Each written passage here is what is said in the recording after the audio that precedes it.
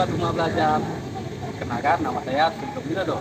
Kali ini kita akan berkolaborasi bersama sahabat rumah belajar Kalimantan Barat 2022. Yaitu kita akan berkolaborasi dengan Dinas Provinsi, Dinas Pendidikan Provinsi, dan DGP Provinsi atau Kalimantan Barat. Nah, mau tahu kelanjutannya? Ayo kita ke dalam. Let's get. Selamat sore dan salam sejahtera bagi kita semua. Sebelumnya saya berterima kasih atas waktu dan kesempatan yang dapat saya berbagi. Nah, sini saya mohon maaf bukan untuk menggurui, tapi kita sharing atau berbagi pengalaman dapatkan dari pembatik dari level 1 hingga level 4. Oke, perkenalkan, nama saya Sugeng Widodo. Saya dari MTS Negeri 1 Pontianak dan saya mengampu mata pelajaran informatika atau dulunya namanya TIK. Kami dari SRB Kalbar tahun 2022. Dan ini pertama kali saya mengikuti pembatik karena saya termasuk juga guru baru, yaitu baru tahun 2021, Bapak Ibu. Nah, jadi baru setahun lah saya jadi guru ini. Sebelumnya yang ingin kami bagikan atau sharing pada kegiatan sore ini yaitu tentang multimedia pembelajaran interaktif atau biasa disebut dengan MPI atau ada juga biasa disebut dengan EduGame. Nah, apalagi zaman sekarang yang dimana kita harus berfokus atau berpusat kepada peserta didik. Nah, ini salah satu alternatif untuk Bapak Ibu bisa gunakan untuk bisa streaming ataupun untuk pembelajaran. Unsur dari multimedia atau pembelajaran interaktif atau bisa disebut dengan MPI. Nah, di sini ada multimedia yaitu terdiri dari pembelajaran. Nah, kemudian ada interaktivitas, kemudian ada gambar atau ilustrasi, animasi, video, dan simulasi dan lain sebagainya. Nah, bahasanya Bu Novi udah menjelaskan tentang sumber belajar. Nah, kan Bu ya? Nah, jadi saya tinggal melanjutkan aja. Tetapi kalau di MPI itu yang full kontrolnya adalah peserta didik. Jadi peserta didik yang bermain atau fokus menggunakan MPI yang telah kita buat atau kita gunakan. Kemudian materi yang disajikan dalam bentuk poin-poin. Nah, pastinya Bapak Ibu saat menjelaskan yang ditampilkan di proyektor pasti poin-poinnya aja, kemudian dilanjutkan dengan pembahasan atau pengetahuan Bapak Ibunya. Kemudian kalau di MPI di sini materinya lebih rinci dan lengkap. Kenapa? Yaitu kita melatih peserta didik untuk literasi, belajar untuk membaca juga. Tren MPI saat ini yaitu ada dua, yaitu game edukasi, kemudian augmented reality atau AR. Di sini Bapak Ibu bisa menggunakannya di sumber belajar atau dari portal rumah belajar secara gratis atau video, kemudian ada animasi. Nah, di sini juga yang biasa menggunakan simulasi ini guru-guru IPA yaitu bisa menggunakan lab maya pada portal rumah belajar. Nah, ini salah satu saat menggunakan MPI yang dimana saya bisa memproyeksikan atau siswa itu kita suruh bawa HP. Nah, contohnya di sini setiap kelompok membawa beberapa HP aja.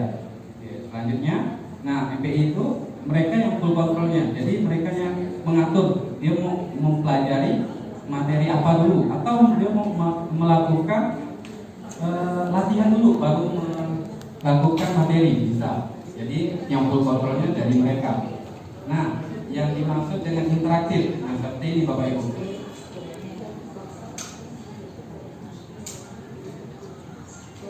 Saat yang menjawab pasti ada interaksinya.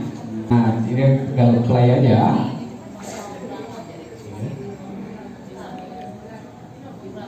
Oke, nah di sini kita nggak perlu ngoding. Nah, jadi cuma drag and drop aja seperti PowerPoint buatnya. Nah, masuk ke materi. Karena pembatik itu kemarin waktunya hanya mepet, jadi saya hanya bisa 7 hari membuat MPI ini. Nah, di sini hanya bisa membuat 2 materi aja yang saya bisa dapat. yang dua ini masih dalam proses. Maaf, materi ini belum tersedia. Oke, kemudian kita masuk ke materi yang pertama yaitu algoritma. Nah, di sini peserta didik bisa hanya menyimak aja. Kenal algoritma. Dalam kita belajar algoritma, kita akan belajar tentang logika. Apakah sahabat tahu apa itu? Kemudian ini materinya tentang, nah ini kalau guru matematika pasti mengenal ini ya, algoritma ini yaitu penemu algebra dan algebra. Kemudian next ini tentang algoritma, materi algoritma. Nah, ini juga saya menyuruh siswa untuk menyimak video berikut ini. Perhatikan video berikut ini dan silakan sahabat memberikan kesimpulan terhadap video ini di buku catatan sahabat. Nah, ini bagaimana algoritma itu bekerja. Dan yang menariknya di sini yaitu ada permainan. Nah, di SHC itu sudah tersedia, yaitu kita bisa membuat game yang sederhana yaitu mencocokkan.